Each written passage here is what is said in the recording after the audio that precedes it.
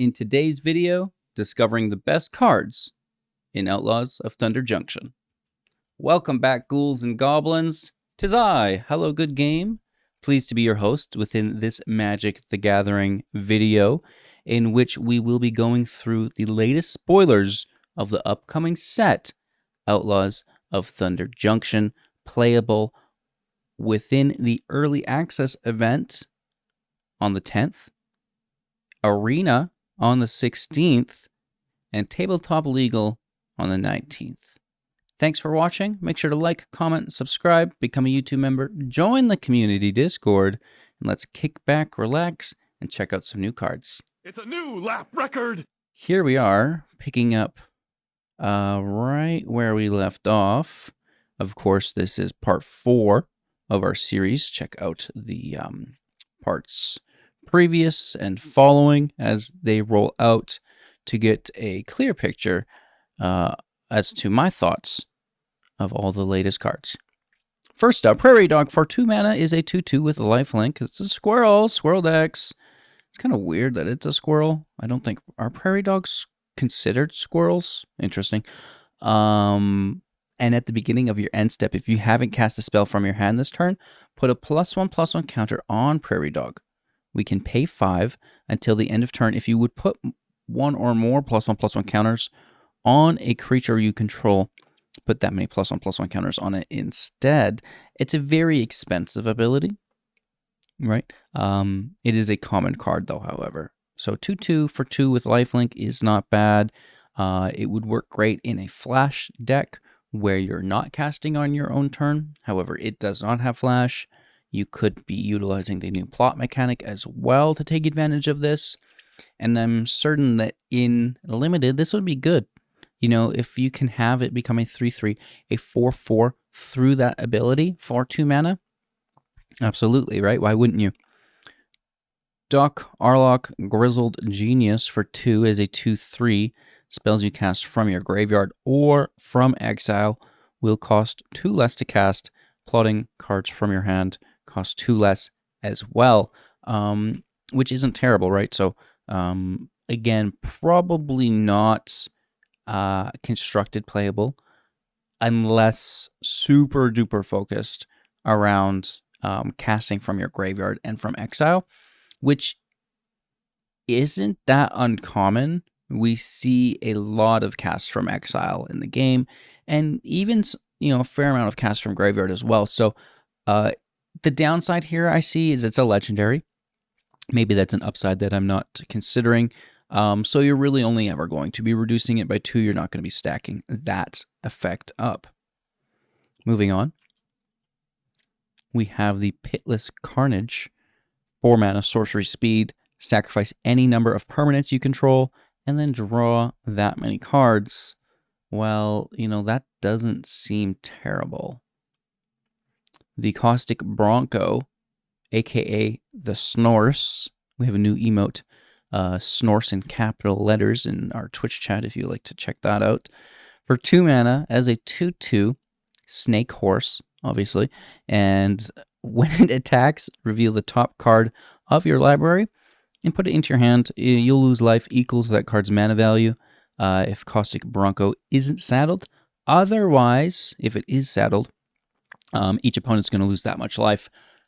Saddle for 3, which is, well, that's pretty ridiculous, right? So that's not terrible. It would be a lot better if it itself, maybe had Death Touch because it's a Caustic Bronco. Get you from the front with the fangs, get you from the back with the hoovers. Moving on, the Calamity Galloping Inferno for 6 is a 4/6. Again, legendary horse mount here with haste. And when it attacks while saddled, choose a non-legendary creature that saddled it this turn and create a tapped attacking token that's a copy of it. Sacrifice that token at the beginning of the next end step and repeat that process once. Saddle for 1, which is pretty cool. Betrayal at the Vault for 6. Instant speed.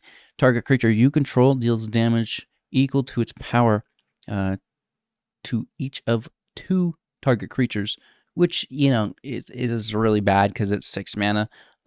Very expensive. It's instant speed, which is nice. But again, you know, so expensive for 6. Deep Muck Desperado for 3 is a 2/4. Whenever you commit a crime, each opponent mills 3 cards. This ability triggers only once each turn. Rush of Dread for 3, sorcery with Spree. +1, target opponent sacrifices half of the creatures they control, rounded up. +2, target opponent discards half the cards in their hand, rounded up. And +2 again, target opponent loses half their life, rounded up. So that's pretty crazy. This would be a 1-turn kill with the Bloodletter of Alkazat's. Double your life loss, right? Half doubled is a whole. So that's interesting, right? Gila Corsair. 3 mana, 4/2. While it attacks, if saddled, exile the top card of your library until the end of turn. End of your next turn, which is good. You may play that card, saddle for 1. Card advantage, 4/2's pretty decent as well, in all honesty. Owen Port Vigilante for 2. A 2/2 double strike as long as you've committed a crime this turn. Mystical Tether for 3, an enchantment. Flash for 2 additional mana. And when it enters the battlefield, exile target artifact or creature an opponent controls until it leaves the battlefield. Blood Hustler for 2, a 1/1. When you commit a crime, put a +1/+1 counter on it once each turn. Pay 4, opponent loses 1 life, you gain 1 life. That's pretty good. Laughing Jasper Flint for 3 as a 4/3. Creatures you control but don't own are mercenaries in addition to their other types. And at the beginning of your upkeep, exile the top X cards of your opponent's library, where X is the number of outlaws you control, and until the end of turn, you may cast spells from among those cards, and mana types can be spent as though there were any, which is great. And then those creatures, if you get them, would then help, increase the number of outlaws you're getting, so on and so forth. Very interesting. This might be good. This might actually be decent. You see these new mechanics and archetypes come out, and because they are new, there is not, and they're so unique, right? There's not a lot of support for them, right? Like the mercenary thing is new. Yes, there are other cards that exist that are mercenaries, rogues, warlocks, all those creature types that they happen to be. However, the capitalization or the benefit from having them is new and won't be robust. So sometimes, because of this, we get cards that are maybe a little bit pushed that can make that deck viable, right, and competitive in constructed formats. And I think maybe we see that here. So, it itself can draw cards that we can play, control, not own. We have the robbery also taking your opponent's cards that you can now play, which would be this as well. So pretty cool stuff. Map the Frontier, 4 mana. Search your library for 2 basic land cards and or desert cards. Put them into the battlefield. Tapped and shuffle. Interesting. One Last Job, 3 mana. Sorcery with Spree. +2, return creature card from your graveyard to the battlefield. +1, return mount or vehicle from graveyard to battlefield. And +1, return or equipment from graveyard to battlefield attached. Now that being attached could be something. That could definitely be something. I notice I'm a little zoomed in here. Many apologies. We can go through these side cards again. We zoomed in on this one. The Deep Muck Desperado, 2/4. We're not missing much here. And then Map the Frontier, grabbing us lands. Sorry about that, kids. One Last Job. Again, grabbing a variety of things back from the grave for us. Breaches the Blast Maker, 3 mana, a 3/3 with Menace. And whenever you cast your second spell each turn, you may sacrifice an artifact. If you do, flip a coin. And when you win the flip, copy that spell, and you may choose new targets for the copy. When you lose the flip, it's actually going to deal damage equal to that spell's mana value to any target. That any target's really good. It's a win-win whether you get heads or tails, I suppose, to think of it. Win the flip or lose the flip, right? It itself being a 3/3 for 3 with Menace is not great, but it's definitely not terrible. I would love to see it being a 3/4. That would be really cool. A legendary Goblin Pirate, which is good for a couple decks for sure. And it's fun, right? It's cool to see fun cards like this that, just add another element to the match, the coin flip. The Ranch is a desert, can tap for mana to cast mounts of any color or otherwise generic, and we can pay 3 tap to look at the top card of our library. If it's a mount, reveal it, put it into hand, and if we don't, we can actually put it in the bottom of our library, which is great. Inventive Wingsmith for 3/4 at the beginning of your end step. If you haven't cast a spell from your hand this turn, and it doesn't have a flying counter on it, put a flying counter on it. Interesting. Mediocre. I mean, it's a common. It's pretty good for a common card. Rodeo Pyromancers for 4. And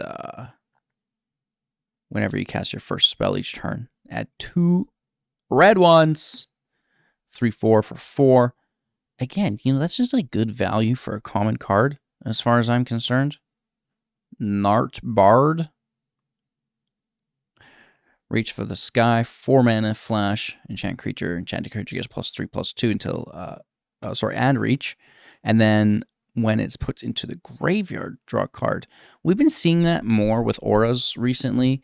Auras are literally unplayable because of that contact point where you're targeting your creature to enchant, and your opponent can remove your creature, and now you've lost your aura, you've lost your creature, and you're left with no mana, which sucks. So, this draw card helps mitigate that. Of course, if they did remove it on the stack, you're still not getting this, right? Because it's not leaving from the battlefield. But now that chance that you do get it in play and then removed helps make it a little bit better, right?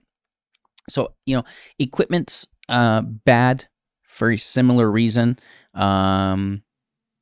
It comes into play and then needs to equip, right? So when that equip process happens, it gives a contact point for your opponent's instant speed interaction, and then you've just spent mana on nothing, right? So it's nice to see them try to make them a little bit better like this.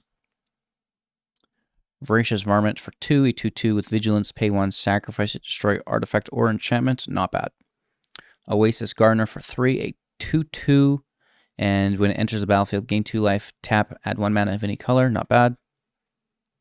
The Spring Splasher for 2, a 2/1, whenever it attacks target creature defending player controls gets -3/-0 until end of turn. Pretty good, actually. Rooftop Assassin for 4, a 2/2 with flash, flying, and lifelink. Ooh, pretty good for a common card. And when it enters the battlefield, destroy target creature and opponent controls that was dealt damage this turn. Not bad. Explosive Derailment for 1 with Spree at instant speed, +2, 4 damage to target creature. +2, destroy target artifact. Outlaws Fury for 3 instant speed. Creatures you control get +2/+0 until the end of turn. If you controlled an outlaw, exile top card of your library until the end of turn. Until the end of next turn, you may play that card. So that's a big difference that we need to always look at, if it's the end of this turn or the end of our next turn, right? So this is pretty cool.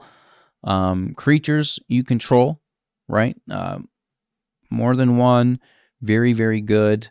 And then, I'm assuming that you're going to have an outlaw as well for card advantage. So this is like not bad. Fairly interesting. For a common card, that's like borderline playable. Moving on, the Peerless Rope Master for 5/4. When it enters the battlefield, return it to one target tapped creature to its owner's hand. Great and limited for 4. Nice booty. Failed Fording, a 2 mana instant speed. Return non-land permanent to its owner's hand. If you control a Desert Surveil 1, yeah, okay. Wanted Griffin for 4. 3/2 with flying. When it dies, create a 1/1 mercenary. Tap +1/+0 creature you control at sorcery. Sterling Keykeeper for 2/2/2. Tap for 2. Tap target non-mount creature. Verification, 3 mana. Enchantment at the beginning of combat on your turn. Choose 1. Target creature gets +2/+0 until end of turn. Or target creature you control gains menace and haste until the end of turn. Bounding Felidar, 6 mana, 4/7. Whenever it attacks while saddled, put a +1/+1 counter on each other creature you control, and it gains 1 life for each of those creatures. That's actually a bomb in limited. That's very, very good. Saddle for 2. Wow. Ornery Tumblewag for 3 is a 2/2, and at the beginning of combat on your turn, put a +1/+1 counter on target creature. Whenever the Ornery Tumblewag attacks while saddled, double the number of +1/+1 counters on target creature. Okay, so we see a card that will go very well with this. The new green Devastator. It's not called the Devastator. It's a Hydra.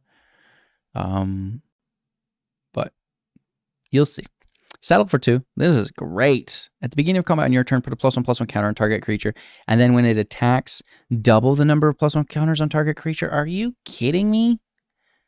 Wow. That is top notch.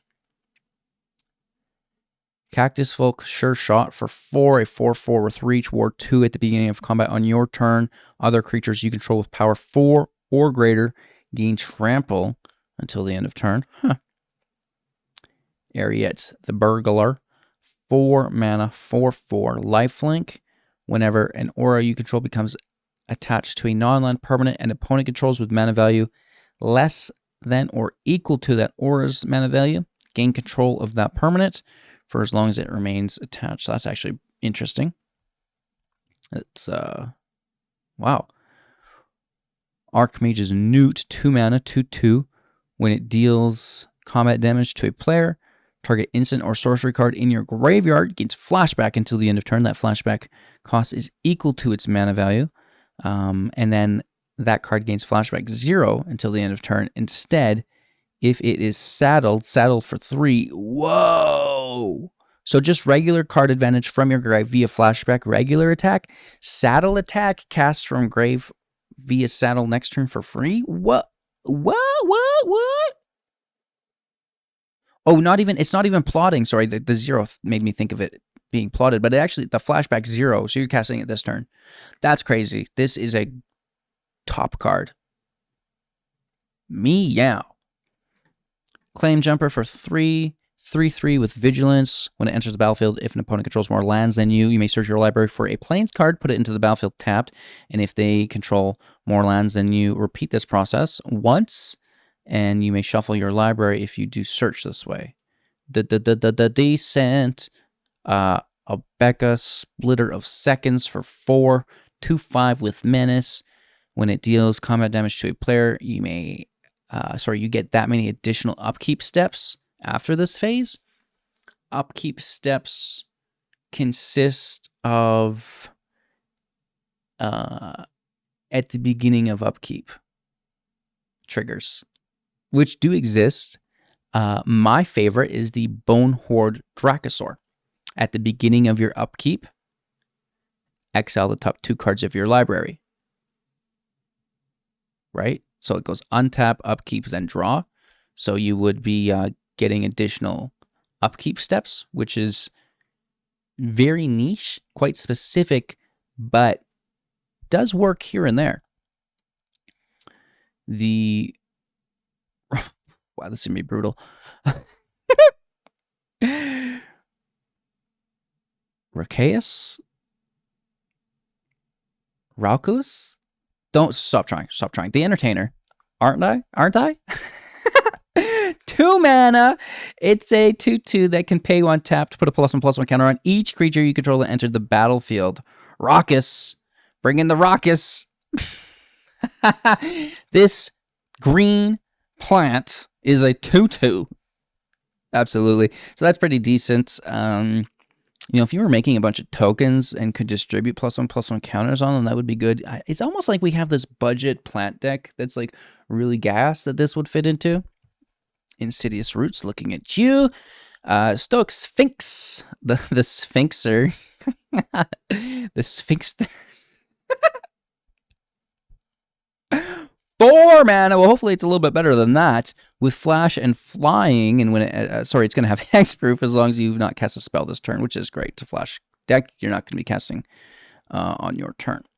5/3. That's pretty cool too. That's it's going to put in the DDs. You know, not bad. Not bad. I mean, he's going to go just alongside your Wandering Emperor perfectly, or your Memory Day. You know, stop it. Nurturing Pixie for 1, a 1/1 with flying. When it enters the battlefield, return up to 1 target non-fairy, non-land permanent you control to its owner's hand. If a permanent was returned this way, put a +1/+1 counter on it. That's a 2/2 with flying for 1. Decent. Huh. Boombox for 2. Boom, boom, pow. 6 mana tap. Sacrifice it. Destroy up to 1 target artifact, 1 target creature, and 1 target land. Ooh, wow. And then bring it back. Do it again. Do it again. Do it again. That's actually pretty decent. I like that. Just 1 target land. Not non-basic land. Not basic land. 1 target land. Pay 6. Tap it. Sacrifice it. Destroy an artifact. Destroy a creature. Destroy a land. Huh. Expensive. Sure. But that's like an effect. That's decent. And maybe you're copying this ability? Trash the town for 1. Instant speed with spree +2. Put 2 +1/+1 counters on target creature. +1. Target creature gains trample until the end of turn. And +1. Until the end of turn, target creature gains whenever this creature deals combat damage to a player. Draw 2 cards. Well, that's a good card too. Howl a Martyrer. 7 mana. 4/2. 1 less to cast for each creature in your graveyard flying. When Hollow Martyrer enters the battlefield, any number of target opponents each discard a card.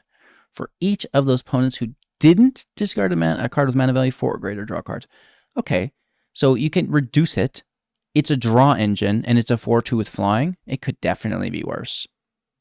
Right? That could definitely be worse. Full steam ahead. 5 mana, sorcery until the end of turn. Each creature you control gets +2/+2 and gains trample.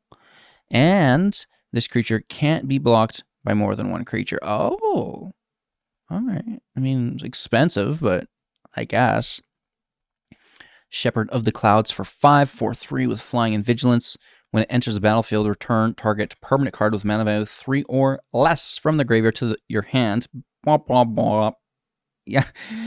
Return that card to the battlefield instead if you control amounts. All right. Maybe we get there. That wouldn't be too bad. So we're going to take a look at not only March 29th, which we've now wrapped up. Shoutouts to some of these cards. They look fantastic. And not just the rares and mythics, but some of the commons look pretty interesting as well. Eh? So cool beans. Moving on now. Mostly so I can show you this Hydra. But it's the weekend, so we don't get a lot of spoilers. It's going to be a lot quicker here. The Sandstorm Verge Desert tap for a generic mana. Pay 3, tap it. Target creature can't block this turn at sorcery. Very good. Return the Favor for 2. Instant with spree +1. Copy target instant sorcery spell or activated or triggered ability. You may choose new targets for the copy. We were just talking about copying this, right? So that's very cool. And we can also, for +1, change the target of a target spell or ability with a single target, which is, you know, if they're going to target you, you can kind of like reroute that, which is cool too. This is the big one though. So we talked about that Brushwag. Put a +1/+1 counter at the beginning of combat on creature, and then when it attacks, double the number of +1 counters. That's crazy. So we have the Gold Vein Hydra for 1+X, E00 with Vigilance, Trample, and Haste. It enters the battlefield with X +1/+1 counters on it. And whenever it dies, create that number of tapped treasures equal to its power. Yeah. Haste. Trample. Vigilance. When it dies, create tapped treasures equal to its power? What? What?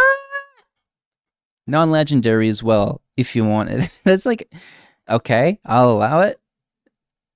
Metamorphic Blast for 1, instant speed with Spree +1 until the end of turn. Target creature becomes a white rabbit with base power and toughness 0/1. +3, target player draws 2 cards. Moving on to the Akul, the Unrepellent.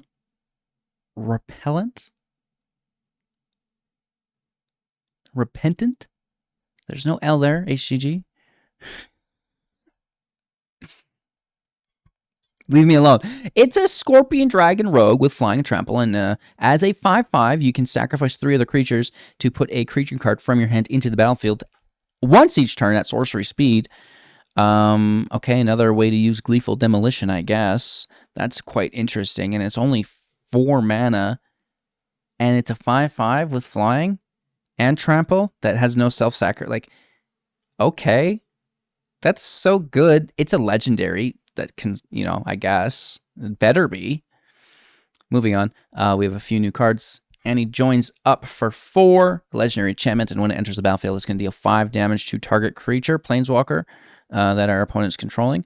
If a triggered ability of a legendary creature you control triggers, that ability will trigger an additional time.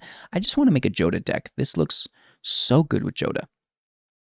Wily Duke, a Tin Hero, 3 mana, 4/2 with Vigilance, and when it becomes tapped, gain 1 life and draw a card. That's not bad, right? You can be convoking it. Gem, Lightfoot, Sky Explorer, 4 mana, 3/3 with Flying and Vigilance, and at the beginning of your end step, if you haven't cast a spell from your hand this turn, draw a card. That's really, really good. Common card, 3/3 Flying, Vigilance, draw engine. Nice. And that's going to bring us up to date. All of the cards now spoiled so far. We do still have a few more days of spoilers coming out, so stay tuned for future videos. Let me know what your favorite card of today's video was. I certainly know mine, right? What? That's crazy. But there were a lot of other really good cards that we went through here. I think this Archmage's Newt is going to be phenomenal as well. Really excited to see that. Just so many good cards within this set. And I think that has the snores, right? I think that's because we're kind of getting those 2 sets put into one because there's no epilogue booster. So, you know, talking about the Tumblewag at the beginning of combat, +1 counter on creature, and then when it attacks, double those. That's going to be just crazy with this Hydra. I cannot wait. So super excited. Let me know what you're excited for. Again, that early access event is taking place on the 10th. And of course, you can also play the set for yourself on the 16th within Arena, and then at your local game store or in tournaments, legal on the 19th on tabletop, right? So cheers. Thank you for watching, and I'll see you soon in the next.